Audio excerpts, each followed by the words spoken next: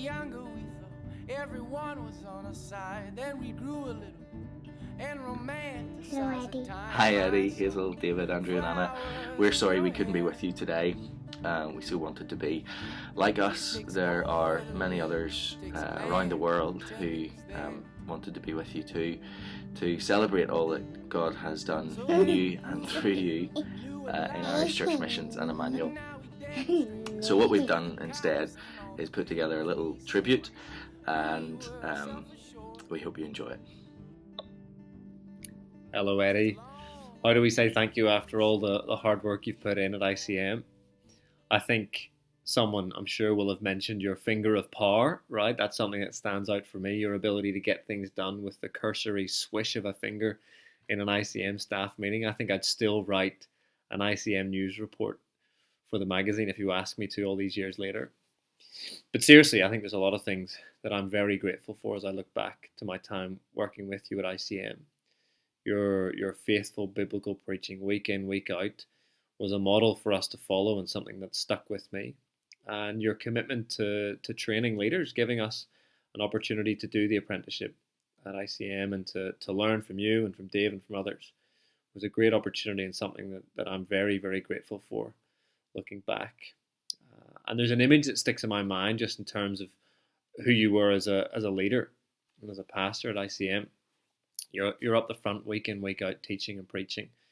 You're making things happen through ICM across the island of Ireland.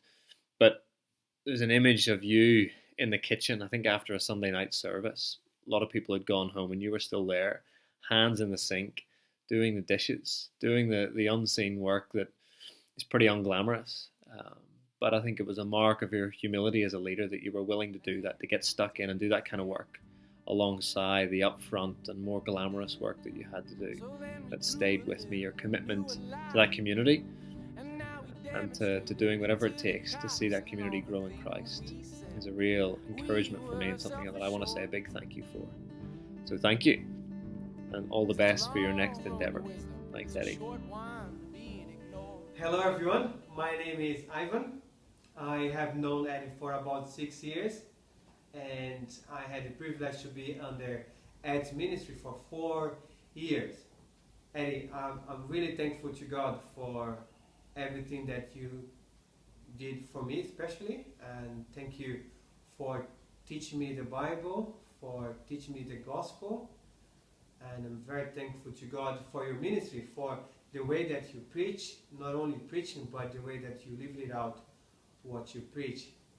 And I had the opportunity to live with you for 1 year, and it was for me a life transformation. There I saw Eddie being a good father, being a good husband, and that really stood out for me. Well, I know Eddie for many years now, and I have many stories about Eddie, quite funny ones. I would like to share one story about Eddie. He bought a bike. We were planning to start cycling to church every day, and then Eddie bought his bike, and our first day cycling together, Eddie was very, very fast. He was going uphill. I was going uphill with him, and Eddie was really far away, and I was struggling to catch up, and I was just intrigued. Gosh, Eddie is really fast cycling his bike. So I had to ask you later and ask Eddie, what's the secret? Why you were going so fast? And the funny part was that Eddie had bought a bike that had a special engine, so he was able to cycle quite fast. So I found that quite funny, and I just want to share with you that story, because Eddie is a great guy in the church, also outside the church. Eddie, my wife and I, we are praying for you as you move to Northern Ireland. We continue to pray for you, for your ministry, and that you'd be a blessing for the church in Northern Ireland.